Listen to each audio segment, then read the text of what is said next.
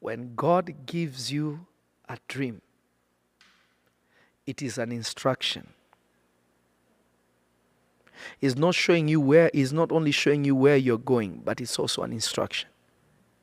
This is why your sleeping time should be very important. You ought to pray seriously before you go to sleep. Turn off your cell phone.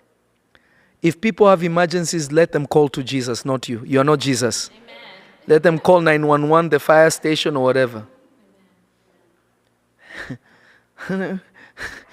You can't save them.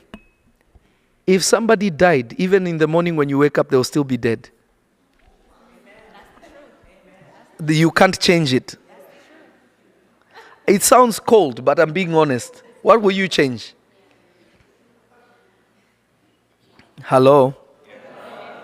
Prophet, is it not true? It's the truth. Imagine Jesus telling somebody, let the dead bury the dead. He's saying, my father just died. Please allow me to go and bury my father. And Jesus says, let the dead bury the dead. Jesus, you have no love. Are you sure the Father sent you as a sign of love? Because this is not love.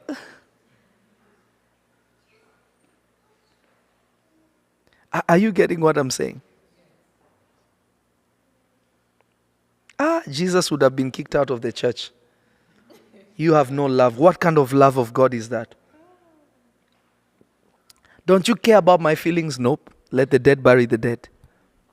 Whether you go bury him now, whether you don't bury him, he's still getting buried. Your dad already died. You saw him. Let's go do the work. This way you will save many from not dying. But the man chose death.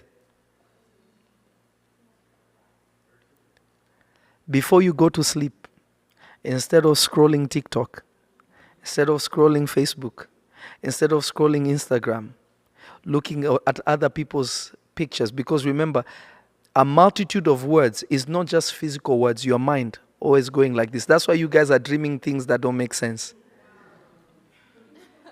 1 minute you're eating beans, the next minute you're swimming, the next minute you're in a car. Then you can't even make sense of it because your thoughts are also like that. A double-minded person is double-minded in all their ways, and such a person should not expect anything from God. Your mind has no focus, God will not talk to you. Because he knows you'll be talking to nothingness.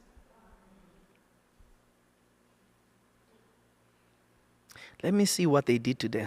So they said they were going to come. They didn't show up. Oh, yeah. So on your stories you're doing. Imagine you're watching other people's stories. Instead of preparing yourself to sleep where God can meet you and tell you your story. Show you your destiny. I feel like I'm talking to myself.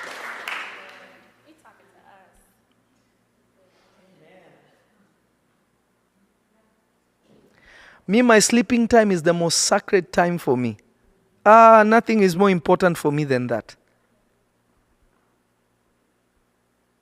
I will prepare myself before I sleep. I will make sure I detox of anyone that maybe annoyed me in the day. I will repent where I need to repent. I'll make sure my mind is so much on Jesus so that by the time I sleep, Jesus will speak to me. You have no idea how many times God has spoken to me where I was not praying, but I prepared myself to sleep. We're going to tell Uncle JT to talk to Prophet Obed to send the video of the young girl in Ghana that I'm putting through school right now. There's a young lady, Prophet.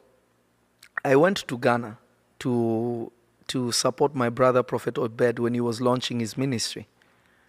I was so jet lagged. I flew with Andrew, Prophet EJ, and myself. My son Lee was with me.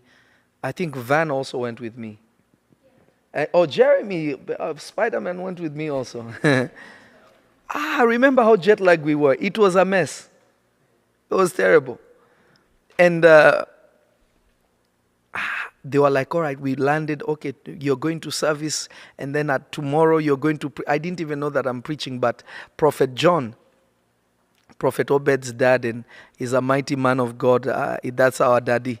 He told me when I'm sleeping, I fall asleep. I was supposed to be in church at 10 in the morning. I woke up at 12. Thank God Africa Church is forever. I was knocked out. But at 6, around 5:36, the angel of the Lord came to me and put me in a vision of the night. Took me, I saw this woman. He gave me the woman's first name, last name, how her husband just divorced her, how she's worried about putting her daughter to school. He gave me names and details. And when I came back to myself, I was so tired. I said, wait, you know what? I'll write it down when I wake up. And to remember, I fell asleep again. I was gone. So I had a dream from God or a vision from God. And then I went back to sleep, my regular sleep. By the time I was waking up, I was rushed to church. Get to church. The prophet said, I want you to teach. Thank God for the spirit of revelation. I grabbed my Bible. I started teaching. He said, minister to a few people. I prophesied 1-2 people. Then in the middle of my prophetic ministration, I remembered the vision of the night. I said, there's a woman. Your name is this. Your husband just left you like this. You have a daughter and you are sitting like this. I described the house. The woman came out. Everyone was shocked. The woman said, I actually just changed my last name from what I was to what my husband had to my father's name, which is the name I used to use when I was young.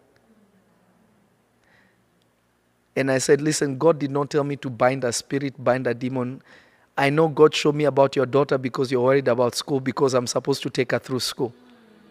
So from now on, I'm paying for your child's school.